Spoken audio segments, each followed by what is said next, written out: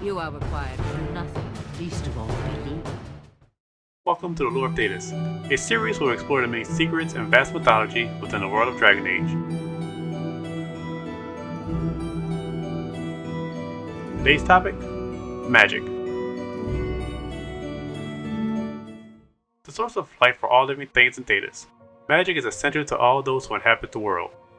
Whether it is wielding fire in times of war or roaming the Fade in dreams, Thedas has never known a time without this great source of power.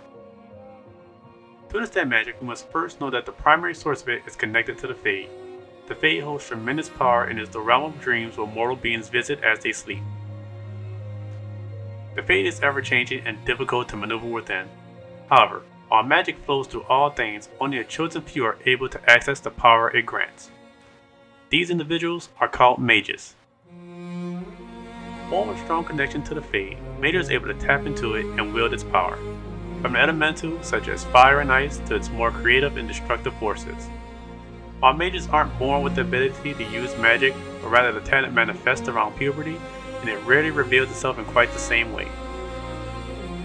It may evolve itself from something as subtle as a spontaneous change in the eye cutter, or as extreme as starting a fire. Despite how it manifests, once a mage realizes their talent, it begins a confusing time for a young mage. Some may choose to hide their gift, while others may decide to exploit it. Magic has always held a significant place in the history of Thedas. It is commonly seen as dangerous and unpredictable. Because of this outlook on magic, mages are often met with fear and violence, resulting in restraints being placed on the use of magic itself.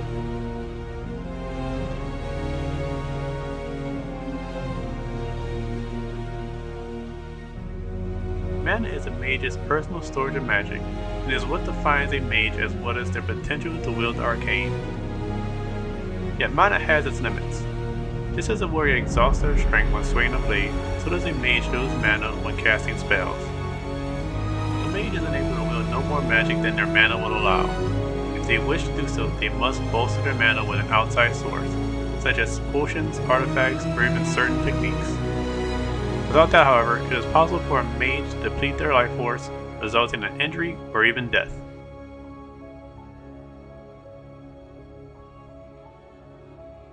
An exceptional mana booster is the priceless blue-green crystal-like substance known as lyrium. It is the only mineral known to contain the essence of magic, and highly sought after for its magical properties. Only found deep below the surface, the substance is dangerous in its raw crystalline form and may cause several illnesses such as deafness, memory loss, nausea, madness, or death if exposed to it enough. The more magically sensitive a being is, the more intense and dangerous their exposure to lyrium. Dwarves with a natural resistance to magic are the only beings who can mine the mineral with relative safety, and refine it into either a liquid or powder form to make it safer for all to use. However, lyrium must be used with caution, as it is highly addictive. The more one uses lyrium, the more one wants to use it again and always in greater quantity.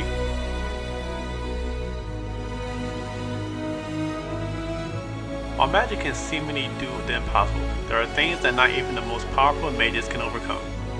Magic is not all powerful. There are limits, and these limits are the cardinal rules of magic. Teleportation has proven impossible due to the undeniable nature of the physical world. Even those who seem to be teleporting are often using a burst of speed, traveling through the ground using invisibility, or casting illusions to give the impression of teleporting.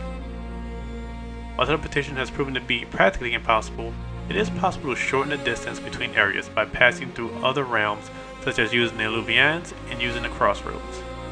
While this isn't teleportation, if you go to the correct Illuvian, it could drastically shorten the distance needed to travel.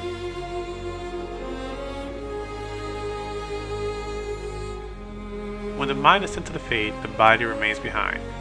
Physically walking in the Fade, while not impossible, is tremendously difficult to accomplish.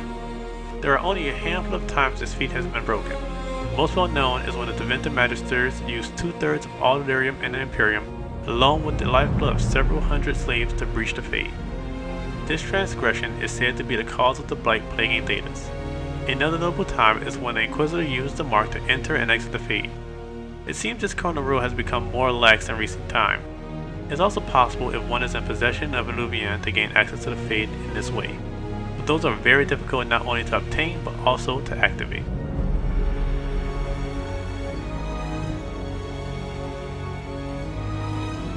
No matter the source of magic or the strength of the mage, life is finite. Wounds can be healed and someone can be brought back who is on the precipice of death, as the spirit still clings to life. But once the spirit has fled the body, it cannot be called back to it. Death is final. This is the simple reality.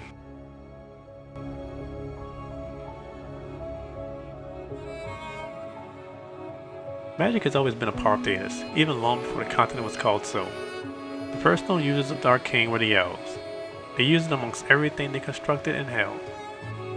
The elves in essence were magic, as it also granted them their longevity. We have come to learn that magic was once more abundant in Thedas than it is now, as the veil that separates the Fade and the waking world once never existed. It was when these two realms were united that the elves had their long lives, but once the veil divided them, so did the elves lose their longevity. Still, amongst the elves, magic was glorified and seen as an everyday commodity. It wasn't until human settlements came to the continent and waged war with the use of magic that it started to change in the eyes of the non-magical people. It was the Thedas Imperium that used its powerful magic to conquer the region, to become the dominant force of Thedas with mages as their leaders. Thedas worships magic and in society promotes the strongest magical bloodlines. Thedas ruled with their arcane talents until Andraste rose against them, prompting the idea that magic is meant to serve man and not rule over him. Andraste led a war on Thedas. Ultimately she died from betrayal, and while Thedas was pushed out of the majority of Thedas territories, it was Thedas' millennia of rule as well as Andraste's words that turned the common people against magic. Many regions in Thedas began falling under the unified religion of the Chantry, following their laws restricting the use of magic and even placing mages in special facilities known as the Circle of Magi. Tal is to house mages, where they are taught how to control their talents as they are overseen by the Templar Order, a sort of armed guard of the Chantry. This practice of housing mages in a tower has been implemented by nearly all countries within Thedas, but it's the severity that they are overseen by the Templars that differs in each region. The treatment of mages ultimately differs when it comes to Thedas and the Canary. Thedas, while they have embraced certain aspects of the Chantry, they have not placed any restrictions on their mages. Thedas does have a Circle of Magi, however theirs is one that only the most privileged of mages can attend, rather than a forced home like those in the southern nations. If Thedas is too relaxed on their restrictions of magic, then the Canary are overly controlling of their mages. The Qun is meant to bring order and stability, and sees magic as unbridled chaos. They believe mages are unable to control themselves, thus they call them Cerebas, which means a dangerous thing in their native language. Each Cerebas is entrusted to an Avarad, who holds a control rod to keep the Cerebas aligned. These mages are seen as little more than attack dogs, as they are shackled, collared, leashed, and their mouths sewn shut. The Qun is so severe in their control of their mages that if a Cerebas is found practicing forbidden magic, their tongues are cut out to prevent them from corrupting the others. Or if the mage has wandered away from their overseers, the penalty is death. Despite their outlook on magic, the Canary are not opposed to using Cerebas in war, regardless of the fact that they lack proper training. Thedas, while it thrives on magic, it also divides its people.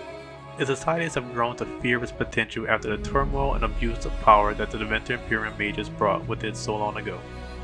While the apprehension of magic may be justified, the treatment of mages today has only brought about conflict and mistrust between mages and the common people.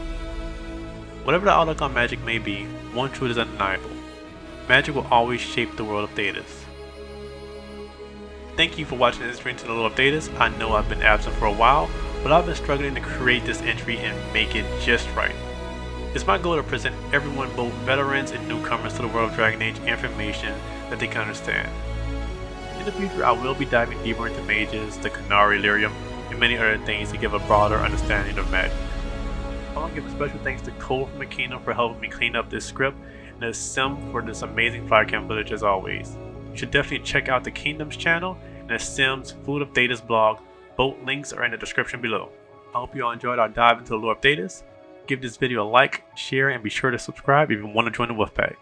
Also, be sure to leave a comment on what you'd like to see me talk about in the next entry. Until next time, Finarel and Unsol.